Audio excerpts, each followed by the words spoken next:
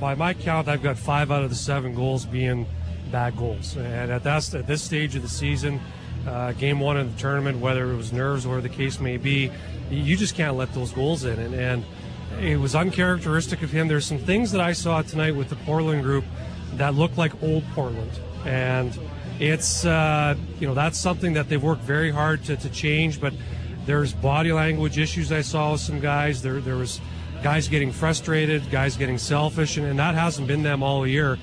And hopefully Travis can right the ship and get the Portland team of 2012, 2013 back on the ice. It's so funny. Sorry to cut you off, Dave, and I got to go here right away to partake in my other show before the evening is over. But upstairs, especially as the third period dragged along, I thought this looks more like the 2012 Portland playoff team and the 2011 Portland team, because I just did not see the commitment to defend from that group that I have seen throughout the course of this particular playoffs. Let's move over now and hear from the head coach of the Portland Winterhawks, Travis Green.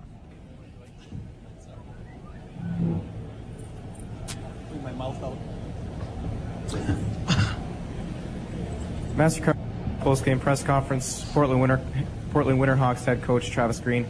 Coach, tough start to the tournament. Just your overall thoughts on the game.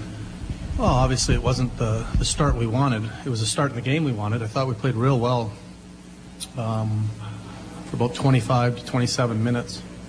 And the game got away from us for about 10 minutes there. And they got a couple bounces, and they're a good team. And the momentum went to their side for the rest of the second period, and they got rolling. And like I said, I thought they got a couple lucky bounces that ended up in the back of our net. We'll take questions. Once again, please await the wireless mic.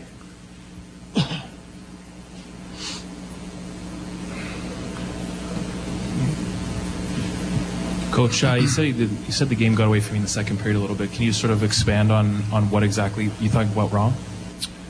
I thought our D-zone coverage wasn't great on a couple goals where we had some wingers down low or we mismanaged the puck. And, they got a couple point shots that they probably shouldn't have got through, clear shots with guys behind our defense. Well, you held them to maybe 1, 2 even strength scoring chances in the first period.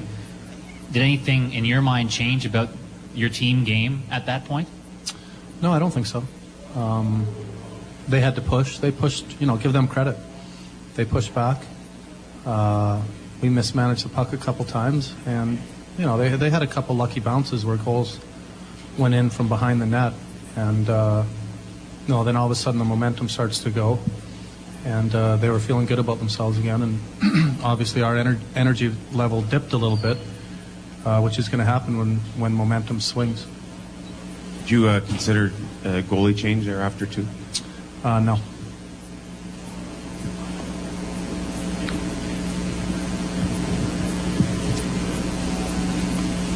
Okay, thanks, Coach. All right, there's Travis Green, the head coach of the Portland Winterhawks, and probably the last question is the one I might have started off with, and it might have been the end of the news conference as well from the Portland Winterhawks, but no consideration given to pulling Matt Carruth in favor of Brendan Burke, and you're shaking your head as if to say, no, you wouldn't have done it either. Well, I'm not saying that I wouldn't have done it. I'm not surprised by Travis's decision, though. That Matt Carruth's their guy, and he's going to live and die with that guy right to the very end.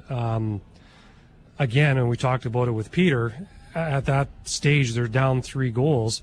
Portland's mindset is they still can come back in the game. They got the early goal in the third period, and you know what? All of a sudden it could have gotten to 6-5, 6-6, and now you're in a game. And I don't think, number one, I don't think it would have been fair to put Burke in because he just has not played in probably 2.5 months. Experience or not, at this stage of the game, you go with your guy, and I'm not surprised at all they left him in there. If you're Matt Carruth, though, do you get upset that you've been left in? No, not Mac. He's not that guy. He's a battler, and he knows when he's had bad nights, and he knows when he needs to be better, and that's why I say I'm not exactly surprised with what happened to him tonight because I've seen it firsthand. Playing against him, that he does have nights like this. But the one thing again that with Matt Carruth now, the new Matt, or not the new Matt Carruth, but the more mature Matt Carruth, as I'm quite certain he'll bounce back on Monday and give a lot better performance than he did tonight.